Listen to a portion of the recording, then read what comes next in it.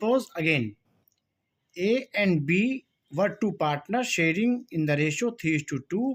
They admitted C for 1/5 share.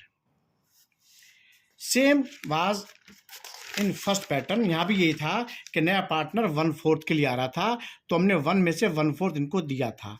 यहाँ और कुछ नहीं दे रखा था। अब सेकंड स्टेज पर हम ये कह सकते हैं कि इसने अपना हिस्सा इन लोगों से बराबर बराबर लिया, इसका लाइन इन्होंने बराबर बराबर दिया। तो यहाँ पर एक्स्ट्रा क्या है? यहाँ पर एक्स्ट्रा है कि इनका ओल्ड भी दिया हुआ है और इनका सेक्रीफाइसिंग रेशियो भी 1:1 दिया हुआ है। इन्होंने इनसे बराबर बराबर लिया का मतलब इन्होंने बराबर बराबर दिया, तो इनका सेक्रीफाइसिंग रेशियो भी दिया हुआ है। तो अब हम मालूम है न्यू के लिए हमको क्या करना पड़ेगा कि जितना था माइनस जितना दे दिया। तो अब देखते हैं कि ए ने कितना दिया। ए सेक्रीफाइस निकालते हैं पहले। एज सेक्रीफाइस, ए ने दिया हाफ। किसका हाफ? जितना वो मांग रहा है, मतलब 1/5। इसका मतलब कह लें इसको 1/10 दिया ए ने। अब ए के पास बचा कितना? एज न्यू के लिए ए के पास था 3/5, उन्होंने दे दिया 1/10। एलसीएम हुआ 10। जो बड़ी फिगर होती है, अगर ये छोटी फिगर से कट रही है तो बड़ी फिगर को ही एलसीएम मान लेना चाहिए।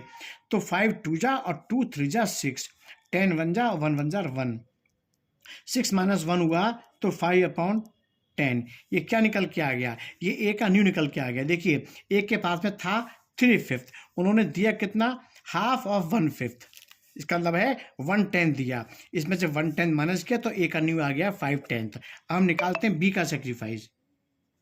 बी सेक्रीफाइस, बी ने भी हाफ दिया है, 1:1 है। किसका हाफ? वही 1/5 का, मतलब वही 1/10। अब निकालते हैं बी का न्यू। बी का न्यू उनके पास था कितना? उनके पास पहले था, देखिए 2/5, उन्होंने दे दिया 1/10। एलसीएम हुआ 10 का, 5 2 जा 2 2 जा 4, 10 1 जा 1 1 जा 1, 3 - 1 4 - 1 = 3/10। तो ए का न्यू आ गया, बी का न्यू आ गया। बस यहीं पर बच्चे कई बार छोड़ देते हैं, तो लास्ट में हमको कंपेयर जरूर करना है। इसको टिक कर लीजिए ताकि ध्यान रहे कि ये है मेन फिगर आपको उठाने वाली।